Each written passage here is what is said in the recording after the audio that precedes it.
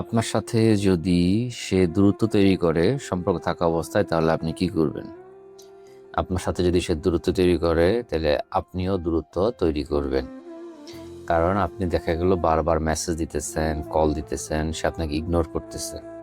এটাও কিন্তু একটা ক্লিয়ার মেসেজ যে সে চায় না যে আপনি তাকে মেসেজ দেন বা কল দেন। হ্যাঁ, সে যদি একটা ম্যাচিউরড পার্সন হয়ে থাকে, তাহলে এটা একটা ক্লিয়ার মেসেজ, সে একটা স্পেস চাইতেছে। আর আপনি যদি একটা ম্যাচিউরড পার্সন হয়ে থাকেন, তাহলে আপনি তাকে একটা ক্লিয়ার একটা স্পেস দিলেন। 3 দিন, 4 দিন, 5 দিন, 7 দিন পর আপনি তাকে আরেকটা মেসেজে বলতে পারেন যে সব কি ঠিক আছে কিনা, আমি কোনো হেল্প করতে পারি কিনা। সে যদি তারপরে ইগনোর করে, দেন স্টপ ইট। তাকে আর কোনো নক করার প্রয়োজন নাই। এটা একটা ক্লিয়ার সাইন যে সে চায় না আপনি তাকে মেসেজ দেন বা কল দেন। হ্যাঁ, সো এটা মাথায় রাখবেন যে কেউ এত বোকা না। কেউ ইচ্ছা করে মানে 3 দিন, 7 দিন, 10 দিনে সে আপনাকে একটা রেসপন্স করতে পারতেছে না, এটা অসম্ভব।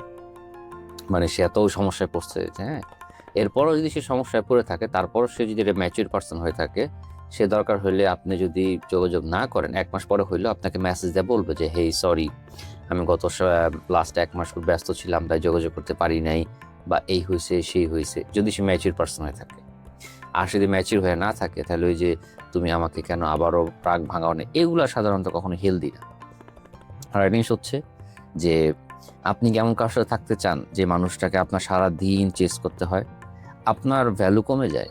আপনাকে যখন বলে যে আপনি তাকে আর যোগাযোগ করবেন না, তারপর যোগাযোগ করলে আপনার দামটা আসলে কমে যায়।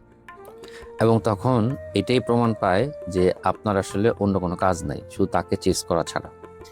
তাকে চেস করা যাবে না, যত কষ্টই হোক, নিজেকে বিভিন্নভাবে ডাইভার্ট করবেন। হ্যাঁ, সো কেউ যদি ডিস্টেন্স তৈরি করতে চায়, আপনিও তাকে সেভাবে ডিস্টেন্স তৈরি করবেন।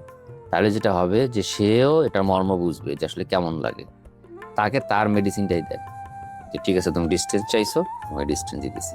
কারণ আপনি যদি ডিস্টেন্স না দেন, সে আরো বিরক্ত হবে, বরং আরো ডিস্টেন্স তৈরি করবে। সো রেদার যে ভাই ঠিক আছে, ডিস্টেন্স চাইছো, আমি সেটা আসছি। সিম্পল। এটা হচ্ছে একটা হেলথ রিলেশনশিপের, এটা খুবই গুরুত্বপূর্ণ। সো এটা মাথায় রাখবেন। কারণ আপনার প্রতি তার যদি সম্মান থাকে, তাহলে সে আপনাকে হারানোর ভয় পাবে। কিন্তু সে যদি মনে করে যখন খুশি তখন যোগাযোগ করা বন্ধ করে দিবে, এবং আপনি তার হাতে পায়ে ধরবেন, আপনি বেশি দিন এভাবে রাখতে পারবেন না, এক সময় সে ছেড়ে চলেই যাবে।